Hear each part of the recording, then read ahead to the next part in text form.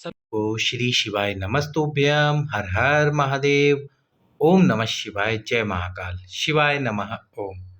तो आज हम आपको बता रहे हैं 17 वर्षों से सूनी एक माँ की गोद कैसे भरी भगवान शंकर ने, कैसे उनको 17 वर्षों बाद पुत्र रत्न की प्राप्ति हुई और किन उपाय से उनको ये पुत्र रत्न की प्राप्ति हुई। पूरा उपाय हम आपको इस वीडियो में समझाने वाले हैं। कैसे क्या उन्होंने बताया वही हम आपको बताने वाले हैं कि 17 वर्षों से सूनी गोद कैसे भर गई। पर उससे पहले वीडियो को लाइक करके चैनल सब्सक्राइब कर दो और वीडियो को अधिक से अधिक लोगों के पास में शेयर भी कर दो। तो एक माता का पत्र आया। पत्र उन्होंने अपनी भतीजी के बारे में लिखा था कि उनकी जो भतीजी है उनको 17 साल हो गए थे जिनको संतान प्राप्त नहीं हो पा रही थी। हर एक जगह पे वो दिखा के आए, उन्होंने यहाँ तक कि IVF भी करा लिया पर फिर भी उनको सफलता नहीं मिली। हर जगह जाकर हर जगह घूम कर भी उनको कोई फ़ायदा नहीं मिला और इस तरह से उनके 17 वर्ष बीत गए। शादी के 1-2 साल बाद उन्होंने इंतज़ार किया। शादी के बाद 1-2 साल तक उन्होंने इंतज़ार किया और फिर डॉक्टर को दिखाना शुरू किया। दिखाते रहे, हर एक डॉक्टर के पास गए। IVF कराने के बाद भी उनको सफलता नहीं मिली। इसके बाद उन्होंने गुरुजी की कथा सुनी।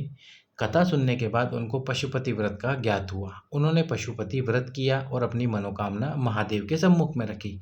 महादेव के सम्मुख में मनोकामना रखने के बाद भी उनका ये पशुपति व्रत असफल हो गया। दूसरी बार उन्होंने पशुपतिनाथ जी का व्रत किया, वो भी असफल हो गया। तीसरी बार फिर से उन्होंने पशुपतिनाथ जी का व्रत किया, वो भी असफल हो गया।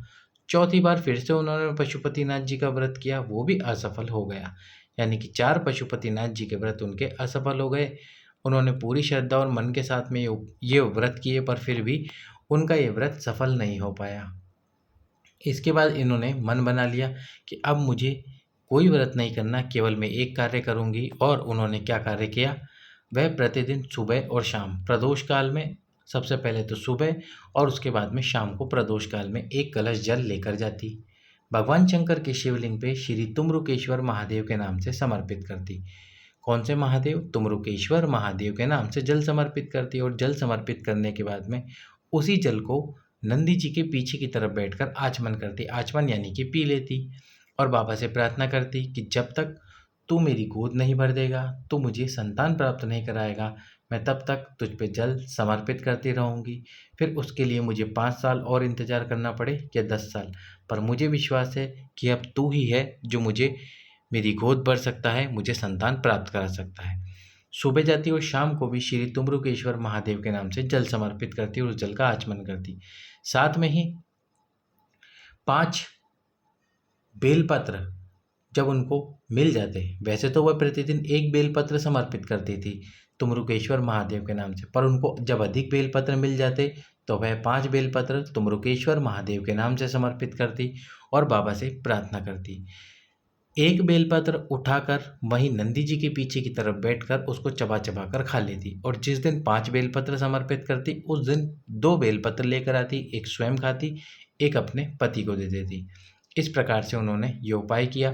शाम के समय भी वह प्रदोष काल में इसी प्रकार से उपाय करती थी। शाम को भी एक बेलपत्र लेकर जाती और बाबा से प्रार्थना करती। इस प्रकार लगातार। और एक कार्य भी करती थी वो क्या कार्य था, जब जल समर्पित कर देती, बेलपत्र खा लेती, उसके बाद में भगवान शंकर की चौखट पर आकर बैठती, बाबा की चौखट पे प्रणाम करती और प्रणाम करने के बाद में भगवान शंकर के 2 गण कौन से हैं? एक है कीर्तिमुख जो कि भगवान शंकर के चौखट पे विराजमान होते हैं और एक होता है मणिभद्र। तो मणिभद्र और कीर्तिमुख के नाम से भगवान शंकर से प्रार्थना करती। इन दोनों गणों का नाम लेकर इन दोनों से प्रार्थना करती कि हे कीर्तिमुख और मणिभद्र जी, मेरी बात शिव जी तक पहुंचाओ और मुझे संतान प्राप्त कराओ।